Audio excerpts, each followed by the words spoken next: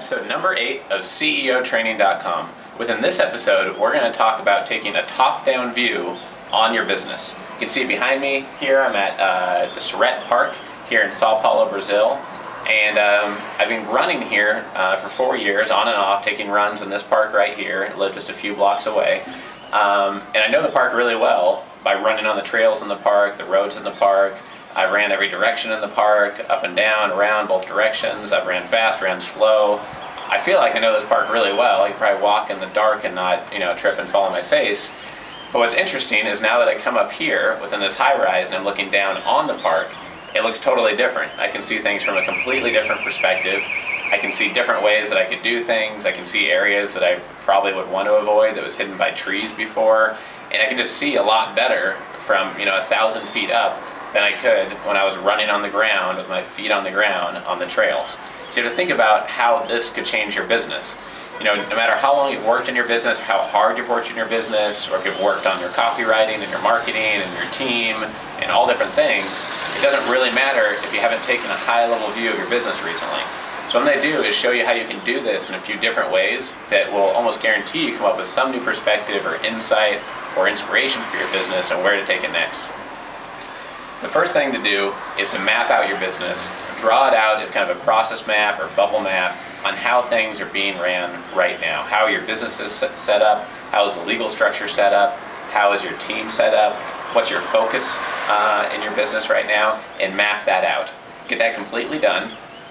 Now map it out again a totally different way. If you mapped it out the first way based on team, map it out now based on where revenue comes from. Map it out on where your products are based. Map it out a different way a second time. After you've done that, what you want to do is map out your ideal business. Where do you want your business to be in 1 year from now? If everything went perfectly and you worked your ass off and you just got everything done on your goal list, what would your business look like? What would your product funnels look like? Your sales funnels look like? Diagram that however makes most sense to you from a very high level. Just take 4 to 6 minutes at most to do this. And then look at that picture, and then we'll move to the next part. Now after you've done that, the last thing you want to do is choose one business that you want to emulate. One person, maybe you want to be a global speaker, motivational speaker, and you want your business to look like Tony Robbins' business. So you read all the books you can on Tony Robbins, look at how he built his business, his speaking business, his conferences, his books, his audio tapes, and kind of diagram what Tony Robbins has done with his business. Or find somebody else like Brian Tracy or Jack Canfield or Frank Kern and just map out what their business looks like. Whoever's your business idol and you want your business to be as big or successful as theirs, map out what their business looks like from a structure standpoint, from a product standpoint, a product offering standpoint. Map that out.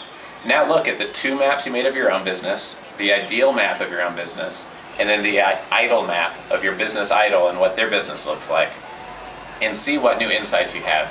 I'm sure when you're looking over all of these different models of how things are being done, that you'll come up with many different insights. And if you do this once a month, once a quarter, and at least biannually, you'll really be able to grow your business more quickly.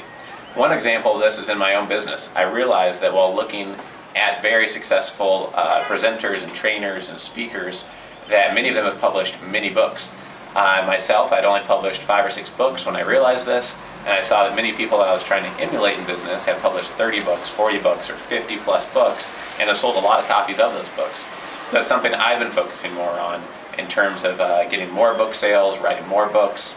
So far in 2011, I've written 2 books. My goal this year is to write at least 5 books, and that's an example of an insight I got by modeling my business and the businesses of those I'm trying to be more like to make me more successful. So I hope you found this tip really helpful. It's super easy to do. You do this at your lunch break, you can do this while waiting in line at the DMV. You should stop and do it right now so you actually get benefit from those 3 or 4 minutes you've just invested in watching this video. So that's the exercise I'd like you to do right now. Stop, draw a map of your business, draw another map of your own business from a different perspective, draw your ideal map of your business, and then draw your idol map of your business, how you're going to emulate your business idol. Thank you for joining us for this episode, and we'll see you again soon.